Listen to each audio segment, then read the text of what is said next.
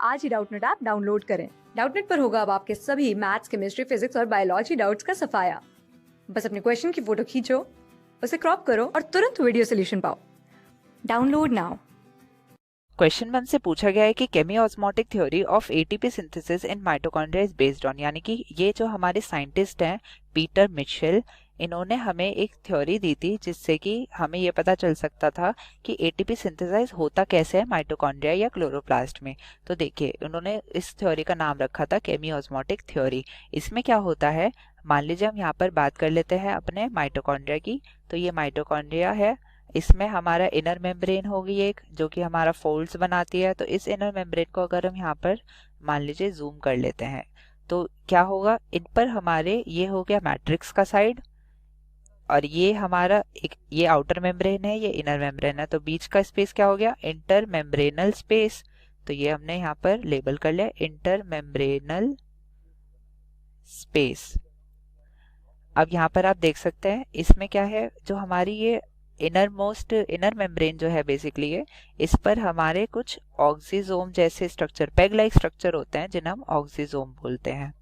इनका जो अगर हम स्ट्रक्चर देखें तो जो बेस आपको दिख रहा है ये रॉड जैसा, ये बेस होता है हमारा FO पार्टिकल। ये जो हमारा पेग जैसा दिख रहा है ये है हमारा F1 पार्टिकल। तो इससे बनता है हमारा ऑक्सीजोम, और ये पूरे के पूरे हमारे फैला रहता है इनर मेम्ब्रेन में। तो आप अगर एक को देखेंगे, यहाँ पर मैं एक को जूम कर लेता हूं तो कैसा दिखेगा, ये ऐसे है और ये हमारा ऑक्सीजोम है एक। तो ये हमें कुछ इस प्रकार का दिखेगा जूम करने पे। ये है FO पार्टिकल, ये है F1 पार्टिकल। अब बेसिकली क्या होता है, हमारा जो यहाँ पर इंटरमेम्ब्रेनल स्पेस है, इधर हमारे कई सारे प्रोटॉन्स इकट्ठे होते हैं।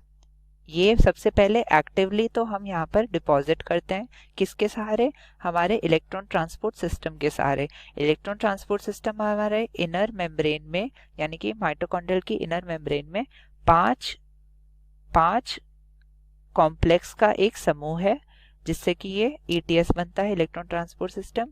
एक जो कॉम्प्लेक्स है, पहला कॉम्प्लेक्स NADH हमारा डिहाइड्रोजनेज ये है, फिर आ जाता है कॉम्प्लेक्स 2 साइड, फिर हमारा आ जाता है कॉम्प्लेक्स 3, फिर कॉम्प्लेक्स 4 और यहाँ पर आ जाता है कॉम्प्लेक्स 5 जो कि है ATP सिंथेज।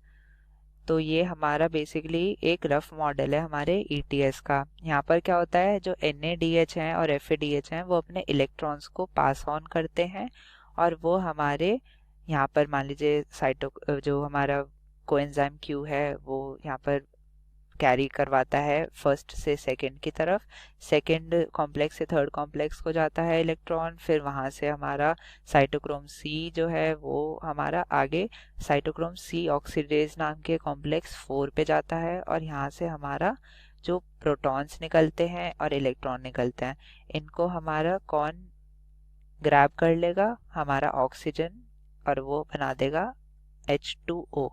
तो यहाँ पर आपने देखा कि कैसे H2O बन जाता है। तो हमारे प्रोटॉन्स और इलेक्ट्रॉन यहाँ से एग्जिट हो गए और ये इलेक्ट्रॉन ट्रांसपोर्ट चेन चलती रहती है। अब ये ATP सिंथेज में क्या होगा, यहाँ पर जो हमारे इलेक्ट्रॉन्स फ्लो हो रहे हैं इनकी वजह से क्या हो रहा है, प्रोटॉन्स हमारे ऐसे पंप आउट हो रहे हैं। अगर ये हमारी इनर मेम्ब्रेन है, ये हमारा अगर मैट्रिक्स है, तो ये स्पेस कौन सी होगी, ये स्पेस है हमारी इंटर मेम्ब्रेनल स्पेस। तो हमारे जो प्रोटॉन्स हैं वो क्या हो रहे हैं, पंप हो रहे हैं इंटर मेम्ब्रेनल स्पेस की तरफ।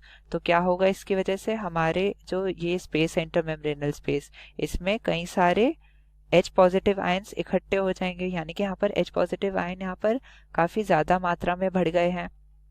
अब क्या होता है, ये जो ATP सिंथेज है ये असल में हमारा यही है ऑक्सीजोम वाला पार्ट।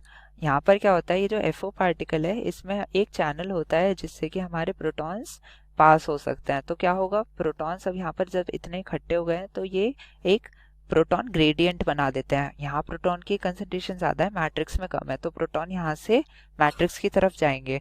अब इस रिएक्शन के दौरान हमारा कपल हो जाता है ये किसके साथ, ADP प्लस इनऑर्गेनिक फॉस्फेट हमारा क्या बन जाएगा, ATP बन जाएगा। यानी कि ये जो इलेक्ट्रॉन, ये जो यहाँ पे प्रोटॉन हमारे एकदम से मैट्रिक्स की तरफ बढ़े हैं, तो इससे एनर्जी जो जनरेट हुई वो इतनी काफी है कि हमारा ATP सिंथेसाइज कर सके, और इस हिसाब से ATP बन जाती है।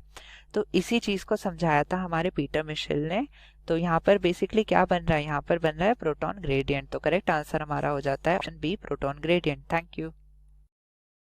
क्लास 6 से 12 से लेके नीट, IIT, जेईई मेंस और एडवांस के लेवल तक 10 मिलियन से ज्यादा स्टूडेंट्स का भरोसा। आज ही डाउनलोड करें डाउटनेट ऐप या व्हाट्सएप कीजिए अपने डाउट्स 8400 400 400 पर।